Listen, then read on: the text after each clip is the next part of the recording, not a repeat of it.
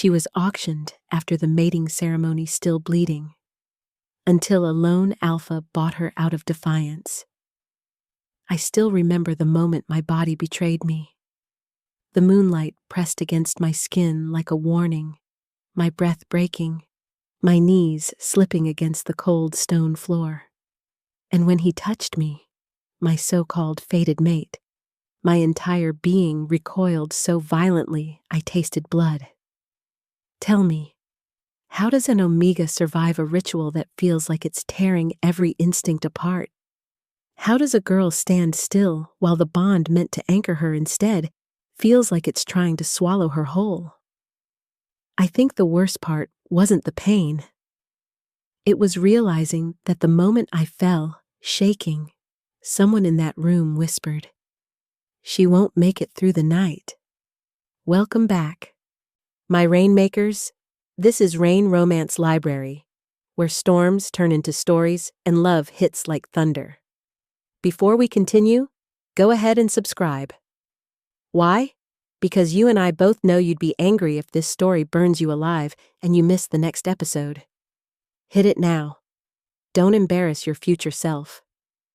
The hall smelled of incense, moon oil, and fear, mostly mine. Eris, they called me. Moon-marked Omega, rare, valuable, fragile. But no one said what it truly meant. A girl born with instincts that never behaved the way the council wanted. The ceremony circle was colder than I expected. Too bright, too silent. Every eye in the room watching me like I was a vessel waiting to crack. My mate-to-be, Alrin, stepped forward with the confidence of a prince. Perfect posture, perfect smile, perfect disgust. He didn't even hide it. "Let's finish this," he muttered, loud enough for me to hear, quiet enough for the elders to pretend they didn't. The ritual began. Moonlight hit my skin, searing instead of soothing. The bond threads wrapped around my spine like iron wires pulling too tight. My breath fractured, my knees buckled. Still, I tried, because Omegas weren't allowed to fail. But the moment Alrin's hand pressed to my mark, my entire body reacted, rejected him so violently that the circle shook. The light flared. My pulse snapped out of rhythm. Heat and cold slammed through me at the same time. Then the first tear rolled down my thigh. Not tears from my eyes. Blood. Blood from a bond that refused to settle. The elders gasped. Someone stepped back. Someone else whispered the word cursed. I collapsed. I could feel the ritual tearing through me, something inside me screaming that this wasn't my mate. This wasn't right. This was killing me. Alrin pulled his hand back with a hiss. "Unstable!" he snapped. "I refuse this!" He refused me like I was a stain on his future. I couldn't move, could barely make a sound. The moon mark burned under my skin like it wanted to run away. Two elders approached without hesitation, their faces already set in stone judgment. "Remove her from the circle. She's unsuitable for bonding. Auction her before nightfall." Auction, before the blood even dried. I tried to speak, to beg, to breathe, to do anything, but the ritual's aftershock shook through me like a punishment. Alrin didn't even look at me again. Hands grabbed my arms. Cold metal cuffs dug into my skin. I was dragged across the floor. My legs barely working, my vision fading in and out as the forced bond threads snapped one by one inside my chest. Every snap felt like another piece of me being peeled away. My voice finally broke through, rough and small. "Please, wait." But the council didn't respond. They only tightened their grip, dragging me toward the exit like broken merchandise. And as the doors closed behind me, the last thing I heard wasn't pity. It was relief. As if the world believed I should have died in that circle. They didn't even give me time to stand on my own feet. 2 guards hauled me through the service tunnels beneath the ceremony hall, the cold stone scraping against my heels as if the world insisted on leaving marks. My vision kept slicing in and out, sharp one moment, swimming the next. Every leftover thread from the shattered bond tugged at my chest like invisible claws. By the time they shoved me into the auction chamber, the noise hit me first. Not voices, not bidding, whispers. That's her? The unstable one. Still bleeding. She won't last the night. I didn't know which words hurt more, their predictions or how confident they sounded delivering them. A handler forced me onto a raised platform under unforgiving light. I tried to steady my breath, but the heat under my skin kept flickering, misfiring, twisting like something inside me didn't know whether to defend itself or disappear. The auctioneer lifted my chin with the tip of a gloved finger. Lot 7, moon-marked Omega, rare, though compromised. He smiled. Opening bid? Compromised, a label meant to strip me of whatever humanity I had left. Numbers started flying, too loud, too fast. Voices overlapping, each one evaluating me like a broken tool they might repurpose if the price was low enough. My knees dipped, the platform tilted. Someone in the crowd laughed when I swayed. I felt myself falling, slow, heavy, inevitable, until something in the room shifted. Not the air, not the noise. Presence, like a shadow stepping into the center of my awareness. My pulse stuttered, then steadied, sinking to something steady, controlled, unshakable. I didn't know who it belonged to, but my body knew before my mind. The crowd parted without being told. A man, an alpha, walked forward from the darkest corner of the chamber, not rushed, not dramatic. Each step made the noise choke off a little more. His eyes settled on me, not with disgust, not with hunger, not with pity, recognition. As if he'd been waiting for this moment long before either of us existed. The auctioneer cleared his throat nervously. Do you intend to bid, sir? The alpha didn't answer immediately. He kept looking at me, quiet, unreadable, until my trembling eased without permission. Then he spoke. 50 million. The room erupted. Someone cursed. Someone slammed a fist on a table. Someone else sputtered that no Omega was worth a fraction of that. But the alpha didn't look at them. His gaze stayed on me. The auctioneer almost stumbled over his own words. Sir, that exceeds. I wasn't finished. The alpha murmured. He stepped closer, and the lights caught the edge of his expression. Not softness, not cruelty. Something far more dangerous. 100. Silence. Real, suffocating silence. My heart tripped over itself. Sinking to the rhythm of his voice, the weight of him in the room. He wasn't bidding to compete. He was bidding to end the conversation entirely. Someone whispered his name like a warning. Leox. He didn't acknowledge it. All he did was look at me as if the world had finally put something in his hands it never meant for anyone else. The auctioneer's voice cracked. Sold.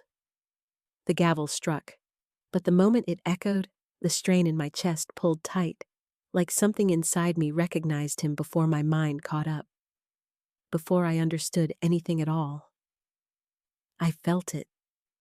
My pulse falling into perfect rhythm with a stranger standing in the dark. The guards didn't know what to do with him. Alphas usually approached their purchased Omega like they were claiming livestock, grabbing, dragging, staking their rights immediately. But Leox didn't move toward me when the chains were unhooked. He stood exactly where he'd been, hands loose at his sides, gaze calm in a way that made my pulse misfire. Bring her, he said, quiet, unforced. One guard shoved me forward. I staggered, my legs barely remembering what standing felt like. Instinct screamed to brace for rough hands, for dominance forced too quickly, too sharply. But Leox didn't touch me, not even when I swayed, not even when my breath hitched. He simply shifted his stance as if preparing to catch me if I fell, but refusing to take what wasn't his to take. That confused me more than cruelty ever could. "Look at me," he murmured. I shouldn't have obeyed. I was shaking, cold, humiliated, barely stitched together from the ritual that nearly broke me. But something in his tone slipped past every defense. Low, steady, grounding. My chin lifted on its own. The moment our eyes locked, the trembling in my limbs eased just enough to stand. Like my body recognized something familiar, something it had been reaching for without understanding why. Leox watched the change carefully, not smug, not surprised. "Good," he whispered, as if speaking to a creature he didn't want to startle. "Your reactions confirm it." "Confirm? What?" My voice cracked. "What are you talking about?" He stepped closer, but still didn't touch me. His presence slid over my senses like a warm shadow, and the pain in my chest dulled around the edges. "That bond you went through tonight." His eyes dropped briefly to the mark on my neck, still raw and angry. "It didn't fail because you're unstable." A breath I didn't realize I was holding stuttered out of me. "It failed," he continued, "because you were never meant to bond with him." The guards exchanged uneasy glances, my thoughts tangled. "That makes no sense. The council doesn't understand what you are." His voice deepened, not threatening, but final. "And what you already carry." I blinked. "What I carry?"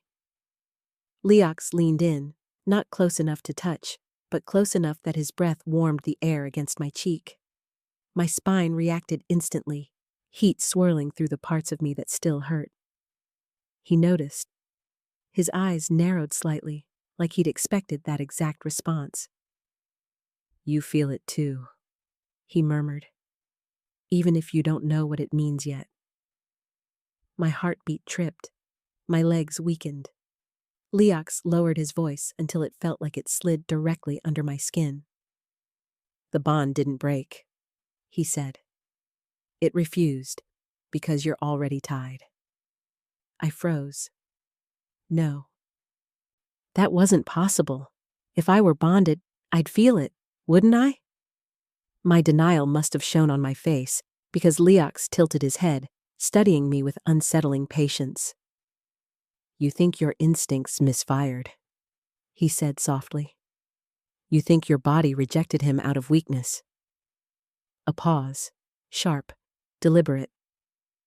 "But your body wasn't rejecting. It was protecting." A slow pulse rolled through my chest at the way he said it. "This is the first twist they never taught you," he breathed.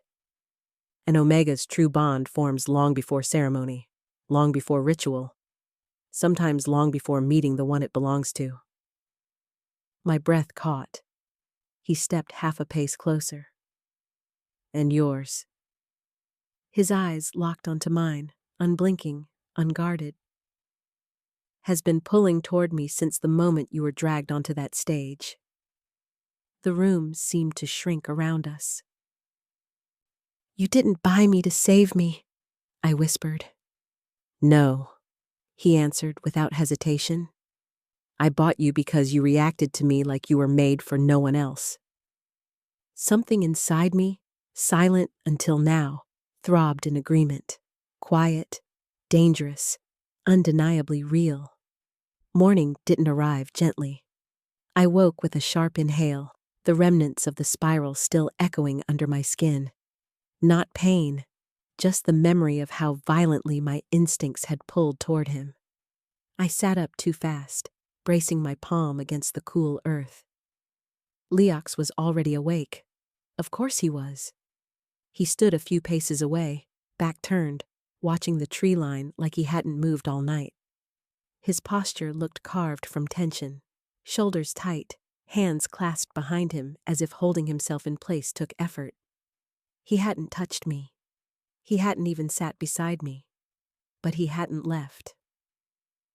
The moment he heard me stir, he spoke without turning. "How do you feel?" I hesitated. "Different." "Different how?" "Like something inside me shifted." I swallowed. Like it decided something without asking me. That made him finally face me. His eyes grazed my expression with unsettling accuracy, as if reading me wasn't difficult, just instinctive for him. "You're aware of me," he said quietly. I looked away. "That happens in a spiral." "No," he corrected gently. "That happens when the spiral forms around the right person." My chest tightened. "Leox, what's happening to me?" He approached, slow enough to give me space to retreat if I wanted, though my body didn't move an inch. He crouched in front of me, not touching, but close enough that the forest felt suddenly smaller. "Your power," he began, "isn't like other Omegas." I let out a humorless breath. "I know. Everyone's been telling me that." "No," he said again. "They've been telling you a lie." My gaze snapped to his. He held the moment steady, eyes dark, voice low. "You aren't unstable, Eris. You're rare in a way they fear. Your instincts don't create the bond. They expose it." I blinked, thrown. "Expose?" "Yes." He leaned slightly closer, as if letting the truth settle with warmth instead of force. "A forced bond will always collapse in your presence. Your instincts reject what isn't real. That's why the ceremony failed. Not because you were weak, because the mate they chose was wrong." My pulse thudded. "You're saying the ritual broke because of me?" "It broke," he said, "because your true bond was already active." The ground seemed to tilt beneath me. "That's not possible." "I've never felt it," he finished. "Of course not. You've been suppressed your entire life. Dosed. Controlled. Your instincts had to stay quiet, but they weren't sleeping." His gaze dipped to the mark on my throat, still faintly glowing from the night before. "They were waiting." A slow chill crawled down my spine. "For what?" His answer came without hesitation. "For the person you were truly tied to." My breath stilled. "That's why you recognized me so fast," he continued. "Why the spiral hit you harder near me. Why your body steadied when I spoke." A pause. "Your instincts know me, Eris, even if you don't." A soft, traitorous beat pulsed low in my chest. I forced out a whisper. "You're suggesting the bond formed before we met." "I'm not suggesting." His voice deepened, quiet, certain, unshakable. "I'm telling you a truth your body has been carrying for years." I shook my head, overwhelmed. How could something like that happen without me realizing? Leox's expression softened, only slightly, but enough to sting. "There are bonds born from ceremony," he said, "and there are bonds born from resonance." "Resonance," I repeated. "The kind that forms silently," he explained, "long before two people understand why they're drawn to certain scents, certain dreams, certain shadows. You've felt it, haven't you? A pull you thought was nothing, a restlessness, a sense of searching." My lips parted, breath caught in my throat. Because yes, I had felt those things. My whole life. He lowered his voice until it felt like it brushed across my skin. "Your resonance found me first. And when you were forced into the wrong bond, your instincts fought back." My heart hammered. "And now?"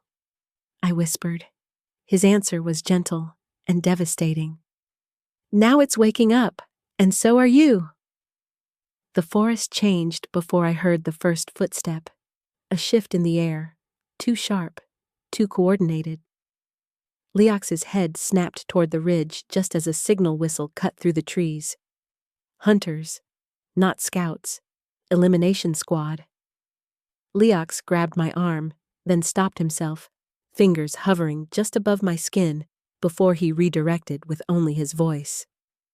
Move, now. Branches whiplashed behind us as we ran. The forest floor blurred. Shouts closed in from every direction. Tight formation, fast, relentless. They weren't looking to retrieve me. They were looking to silence me. My lungs burned. The spiral's leftover heat pulsed in uneven waves. Every instinct confused between danger and the pull toward him.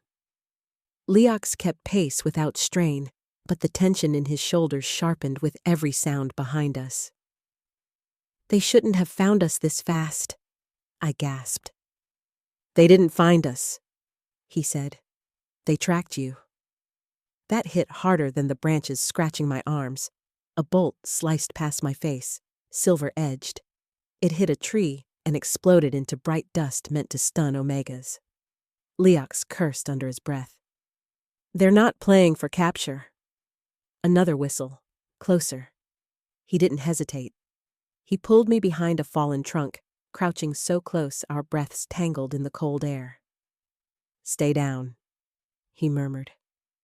A pair of hunters sprinted past, faces masked, weapons glowing with moon-cursed metal. Their steps didn't falter. They were moving with a kind of certainty that made my stomach twist. They're too close, I whispered. Leox nodded once. Then we make them regret it. He rose fast, striking the nearest hunter with brutal precision. The other turned, blades ready, but before he could swing, something inside me snapped. Not fear, not panic, something deeper. Heat surged through my veins, not the chaotic spiral from before, but something sharp and bright, pulsing like moonlight trapped under my skin. The hunter lunged, and the world bent. Light fractured in a burst around me, thin, sharp threads of silver slicing through the air like they'd been waiting for a command I didn't realize I'd given. The hunter stumbled back, blinded, disoriented, his weapon clattering to the ground. Leox froze, not in fear, in recognition. Eris. His voice dropped to a tone I hadn't heard before. That wasn't instinct. That was power.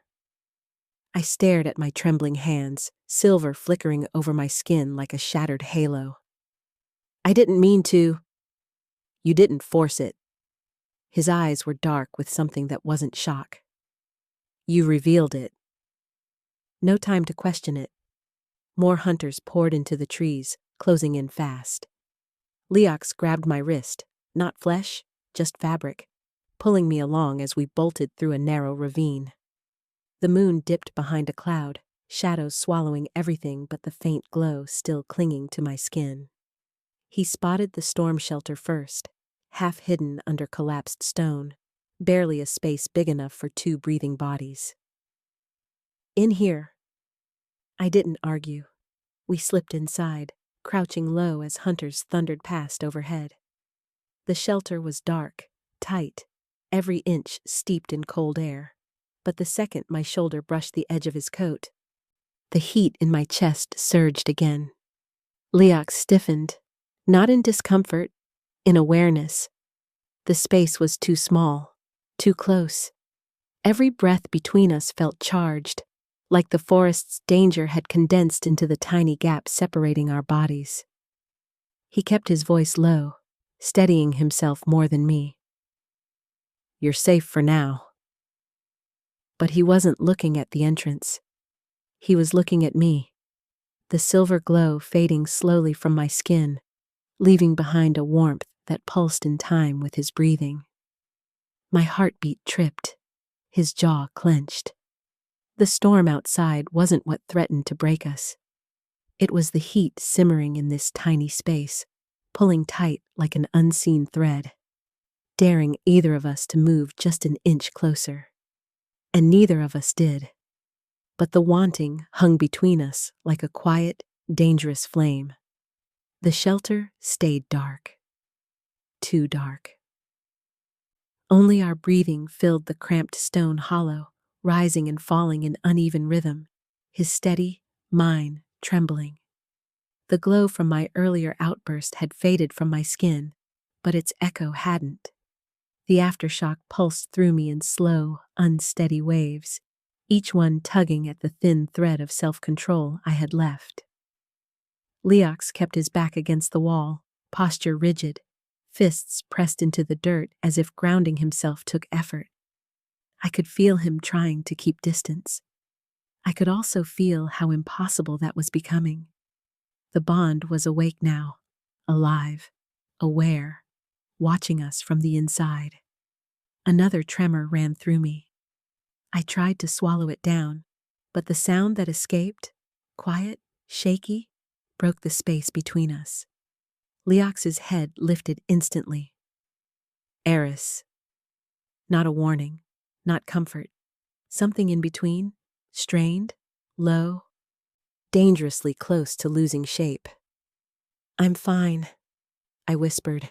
It was a lie, and we both knew it. The shelter was too small. Every breath brushed against his.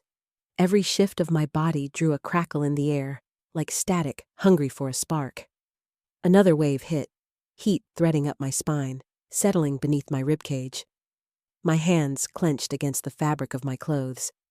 My breath came out uneven. He heard the change. Don't come closer, he said softly. I'm not. The next pulse stole the end of the sentence. His eyes shut briefly, jaw tight enough to fracture. You're pulling toward me. I can't stop it. I know. He opened his eyes then, dark, sharp, and fighting something that wanted very badly to win. Eris, if you move even a little, I won't be able to keep this distance. A cold shiver ran through me, not fear, anticipation.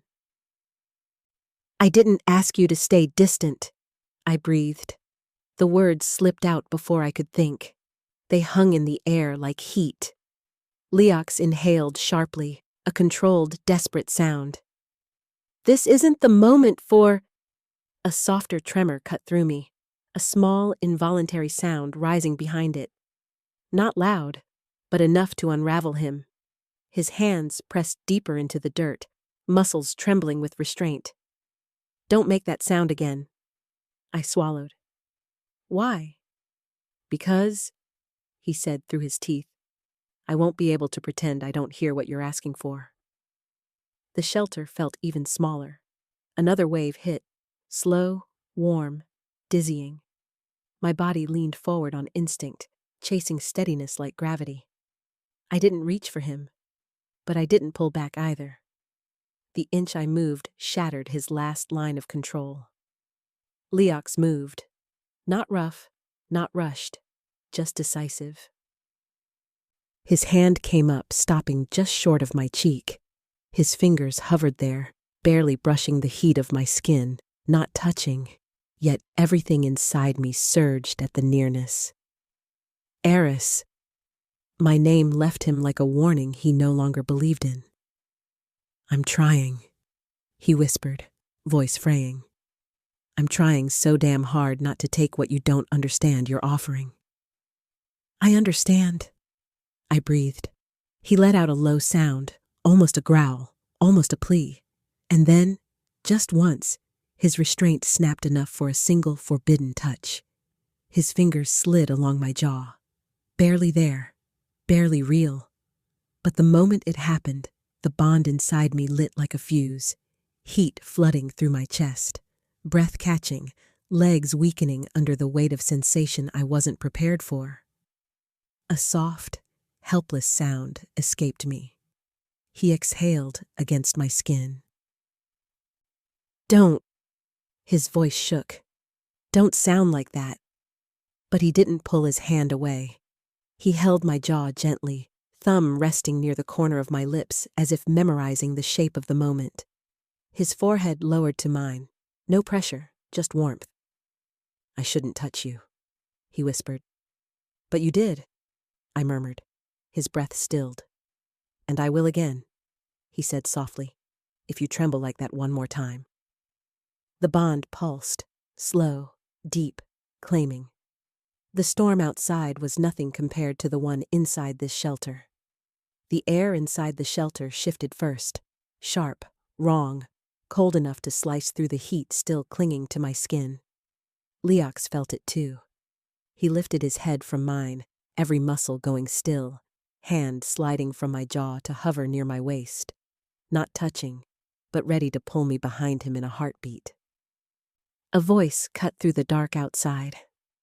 "So this is where the council's little mistake crawled off to die." My blood chilled. I knew that voice. I'd heard it whisper vows hours before it condemned me. Alrin, the ex-mate who'd refused me in front of the entire ceremony hall. The heir who watched me break and didn't blink. Leox stepped forward instantly, blocking my body with his. The shelter's entrance filled with Alrin's silhouette, tall, polished, smiling like he'd found a wounded animal he wanted to finish. "You look better than you should," Alrin said lazily. "Pity, you weren't supposed to survive the ritual." My breath hitched. Leox's voice dropped to something lethal. "Watch your next words." Alrin ignored him. He crouched just enough to meet my eyes through the narrow gap. "You thought they mishandled you?" "Sweet Omega, I ordered it." My stomach twisted. "You... what?" He smirked. "You are meant to die. The ritual was designed to overload you. Your death would have sealed my ascension and cleared my path to the council's seat. Clean, convenient, unquestioned." The world tilted. Everything I'd suffered, every tear, every tremor, every drop of blood, wasn't fate. It was strategy. Leox moved so fast the air snapped. He lunged, catching Alrin by the throat and slamming him against a fallen stone slab with a force that shook dirt from the ceiling. Alrin choked, struggling, eyes bulging with sudden panic. Leox's voice was quiet. Too quiet. "You planned her death." His grip tightened. "You wanted to use her body as a stepping stone." Alrin clawed at Leox's wrist. "She's defective." Leox's expression fractured into something feral. I felt the bond flare inside me, hot, sharp, mirroring his rage. He was seconds away from snapping Alrin's neck.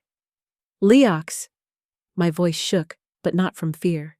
He didn't hear me. "Leox!" Stronger this time. Still nothing. I reached out, touching his arm, the barest brush of my fingers. He froze like I'd placed a spell on his skin. Slowly, painfully, he loosened his grip enough for Alrin to collapse to the ground, gasping, scrambling backward in shock at being spared. Leox didn't look at him. He looked at me, and something shifted. The moment he realized I wasn't the girl dragged bleeding from the ceremony. I wasn't the trembling Omega who apologized for breathing. I made a choice, and he listened. Alrin staggered to his feet, glaring at us both. "This isn't over," he spat, retreating into the dark. Leox exhaled slowly. A tremor running through his shoulders, not from weakness, from what he almost did, and what I stopped. Silence settled after Alrin fled, heavy and charged. I sank to the shelter floor, the weight of truth pressing into my chest like a second heartbeat. Leox knelt in front of me, worry etched into the rigid lines around his mouth. "You shouldn't have intervened," he whispered. "I had to." "No, you chose to." His gaze softened. "That's not who you were yesterday." He was right. Something inside me was changing, uncoiling, rising. My skin warmed. The moon mark along my collarbone pulsed, glowing faintly beneath the fabric. Light spilled across my hands in thin, silver threads, similar to what I released in the forest, but steadier now, controlled. Leox watched, breath catching. Eris, your power is waking. The glow sharpened. The shelter walls trembled gently as if responding to me. I could feel things, distant emotions, shifting hierarchies, the faint echoes of bonds around us like strings I could touch, sever, or rearrange. And closest of all, Leox. His emotions hit me with startling clarity. Possessiveness, dark, fierce, protective. Desire, raw enough to spark heat under my skin.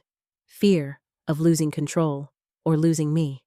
And beneath it all, something tender he didn't want me to sense. My breath stuttered. Leox, you... His hand lifted, palm open, not touching. Don't read me without meaning to, he murmured. You're still learning how not to drown in people's instincts. But I can feel you, I whispered. He swallowed. I know. And it's strong. His eyes darkened at the trembling in my voice. Eris, he said softly, I want you in ways I shouldn't. But I won't touch you until your instincts choose me without confusion. Not because of fear, not because of a spiral, not because of danger. The bond pulsed again, slow, heavy, hungry. Then why does it feel like something is pulling tighter between us? Because it is. His breath shivered. The real bond doesn't snap into place all at once. It builds, it tests, it burns through everything false until only truth is left. And what truth is left now? I whispered. He leaned closer, foreheads nearly touching again, breath warm against my lips, restraint trembling through every line of him. That I'm yours, he murmured, if you decide you want me. My pulse hammered. And you? I breathed. What do you want? His gaze dropped to my mouth. He exhaled slowly, carefully, as if fighting instinct by inches. You, he whispered. But not like this. Not until you reach for me with clear, steady intention. The bond tightened, slow burning, anchoring, unmistakable. A promise neither of us spoke aloud, but both of us felt. The bond was still humming between us when the air snapped. A cold crack, like ice fracturing across stone. Leox reacted instantly, pushing me back behind him, but the ground beneath us lit with a circle of symbols I had never seen, carved into the soil itself, glowing with a sickly blue light. Forbidden magic. No! Leox snarled, reaching for me. The light surged. A force slammed into us, knocking the breath from my lungs. My body flew backward, and vines of energy wrapped around my wrists and ankles, pinning me to the far wall of the ruined shelter. Leox reached for me, but chains of moon iron erupted from the ground, snapping around his wrists like living metal. The sound he made wasn't human. It was the sound of instinct and pain colliding at once. Moon iron burned him. It didn't just restrain, it carved through control. His knees hit the ground. His head bowed. His breath tore out of him in ragged bursts as the chains tightened. Leox! I fought the bindings until my skin blistered from the friction. He lifted his head, eyes flashing with agony and fury. Don't! He choked out. Struggle! It feeds the spell. Too late. My panic was already spiraling. The council stepped into view, hooded figures, faces hidden, voices cold. The Omega lives, one said. Unfortunate. This will be corrected, another answered. I thrashed harder, but the binding only tightened across my ribs. My power tried to rise, but without him anchoring me, it didn't flow. It thrashed, it lashed, it clawed inside my chest like something wild and terrified. Leox saw it, saw the panic, the unraveling, and fought against the chains until smoke curled from his wrists. His skin reddened under the moon iron, his muscles shaking from resisting the magic. "Look, at me," he growled through the pain. I forced my eyes to his. The council moved toward me. Leox lunged forward, ripping open a chain link by sheer force, but another latched onto his throat, dragging him back down. He hit the ground hard. My scream ripped out of me. He tried to rise again. Every attempt made the metal glow brighter, searing deeper. "Stop hurting him!" I cried. One hooded elder tilted his head. "Him? You value this one?" Another stepped closer, touching the mark on my neck with a gloved fingertip. "This Omega was meant to die at the ceremony. Her survival threatens order. She will be neutralized," a third said calmly. Neutralized, like I was a malfunction, a loose wire, a problem. My breathing fractured, my vision blurred. Leox strained against the chains again, voice breaking from effort. "Eris, don't let them—" Another chain yanked him down mid-sentence, cutting his breath short. I felt something inside me snap. Not outward into the world. Inward, into a deeper place I'd been avoiding. The truth. Without him, my power didn't rise. It spiraled. It tore at me. It scattered. Without him, I didn't just lose control. I lost myself. My voice cracked as the council raised a blade etched with ritual symbols. "Wait," I sobbed. "Please, don't." No one paused. No one cared, except him. Leox strained forward again, every vein in his body visible from effort. Chains burning deep into his wrists. "Eris," he rasped. "Say it." "I can't." "Say it," he growled, "before they take the chance away." The blade lifted. The spell tightened around my lungs. I choked, breath barely slipping through my teeth as the words ripped out of me. "I don't just want to survive." My voice broke completely. "I want him." Leox's eyes went wide, and something inside the shelter exploded. Not with light, not with power, with truth. And my moonmark ignited. The moment the confession left my lips, the binding shattered. Not with light, not with sound, with pressure. A deep, resonant pulse rippled out from my chest, cracking the symbols carved into the earth, splitting the forbidden circle that held us. The air convulsed. Every elder flinched, stumbling back as their own bonds wrenched violently away from their bodies like threads being ripped from cloth. I felt them snapping, one after another, clean breaks, like I'd reached into invisible knots and torn them loose. The chains on Leox reacted last. They glowed, then screamed. He gasped as the metal liquefied off his skin, dripping to the floor in molten trails. He collapsed to one knee, breath ragged, muscles trembling from being dragged so far past restraint. But even half broken, scorched, and shaking, he crawled toward me first. "Eris, are you—" "I'm fine," I breathed, though nothing inside me felt fine. Everything burned, everything surged, everything recognized him. He reached me, bracing a hand on the wall beside my head, not touching me, but caging me from the remnants of magic still flickering across the shelter floor. "You broke the spell," he whispered. "I broke all of them." He looked at me then, really looked, and something in him shattered. Not control. The wall he kept around his emotions. The bond didn't just hum between us. It roared. His forehead lowered to mine, breath unsteady. "Eris, you don't know what you just did." I did, because the power hadn't faded. It curled around us, moonlight in motion, threading through the air, pulling him closer without touch. My fingers rose to his cheek on instinct, brushing away soot and sweat. His eyes fluttered shut at the contact. a soft, broken exhale slipping out of him. "Don't," he whispered, voice frayed. "I'm trying to hold the line." "Why?" My voice trembled. "There's no line left." His hand cupped the back of my neck before he could stop himself. Warm, steady, possessive in a way that made my knees weaken. The moment his skin touched mine, everything inside me surged upward. Heat, power, instinct, need, a tidal wave that swallowed restraint whole.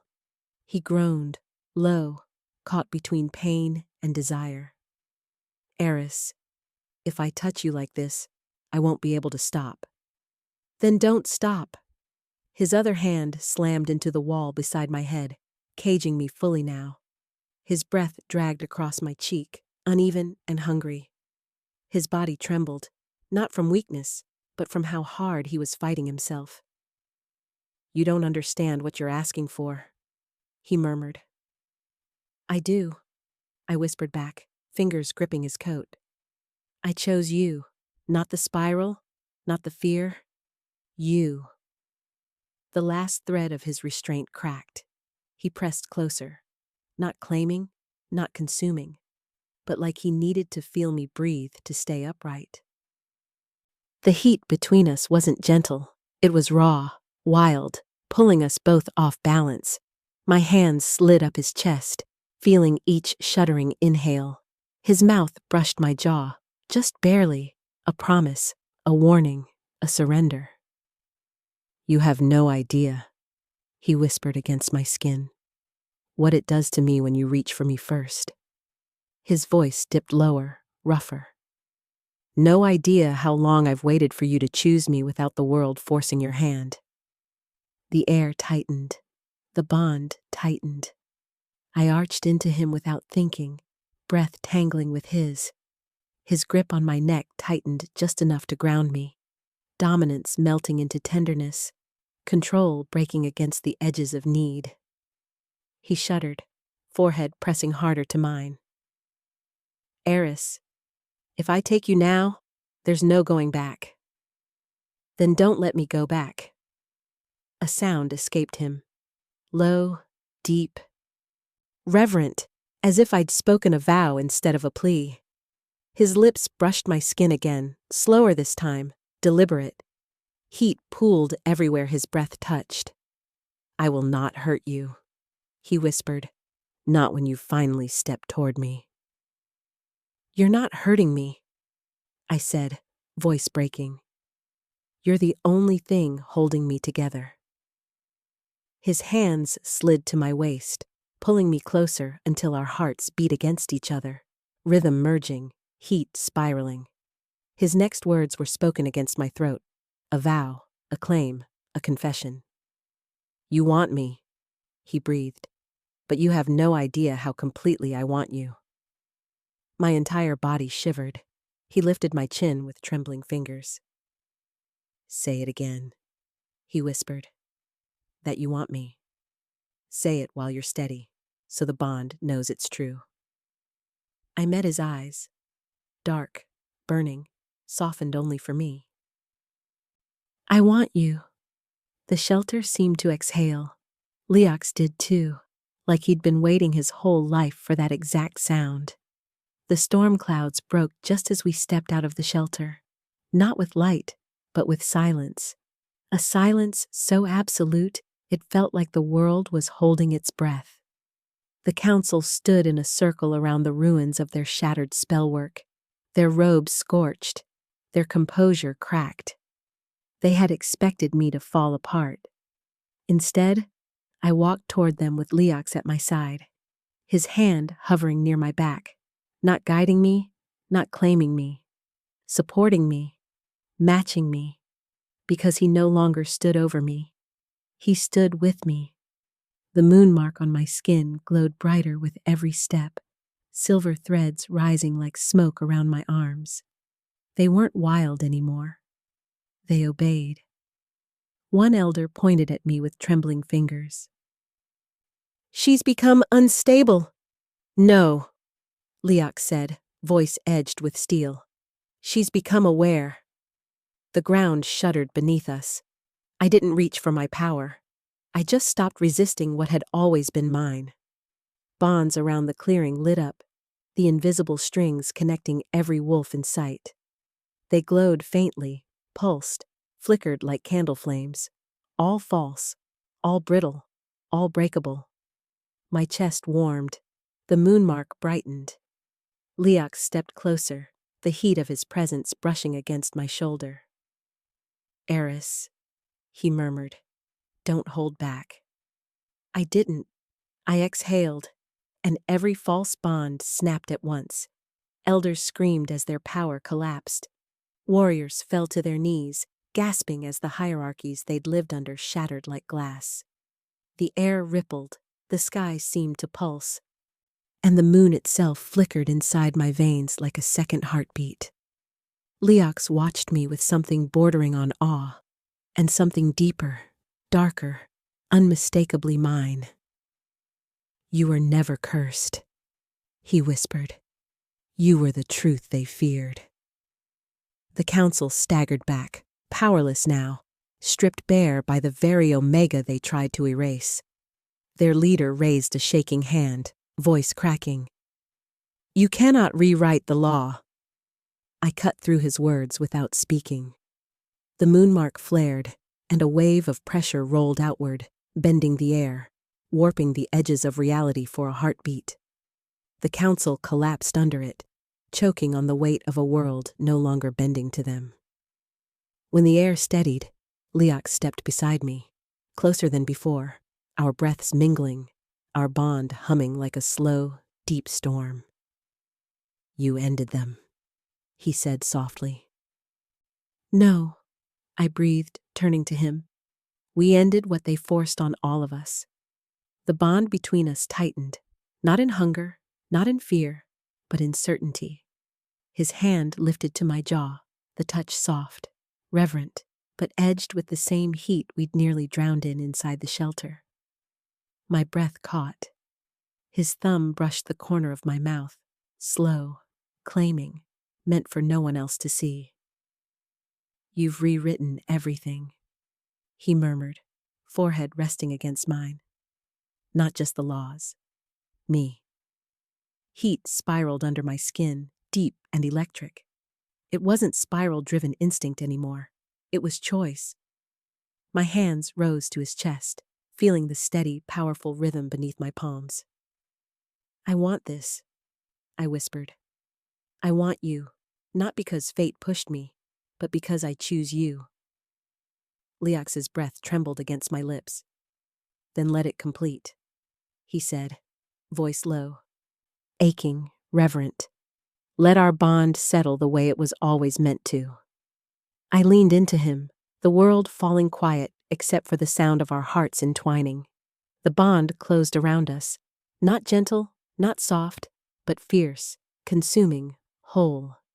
Heat surged between us, euphemistic and overwhelming. Pressure meeting surrender, his steadiness folding into my strength, his dominance melting around my rising power, our instincts no longer fighting each other, but fusing. It wasn't claiming, it wasn't possession, it was recognition. Two halves locking together like the world had been waiting for it. Light burst around us, silver and gold intertwining, spiraling upward as if the moon itself bent to witness. The earth settled, the air warmed, and the bond anchored deep in my chest with a pulse that made my breath catch in his mouth. When the light faded, the council lay defeated, the hierarchy lay shattered, and Leox cupped my cheek like I'd become the center of his world. "Eris," his voice broke softly. "My moon, my match, my equal." I smiled against him, fingers slipping to the back of his neck. "We're not running anymore." He kissed my forehead, a vow, a promise, before turning with me toward the forest path. No longer fugitives, no longer broken, no longer trapped by the world's rules.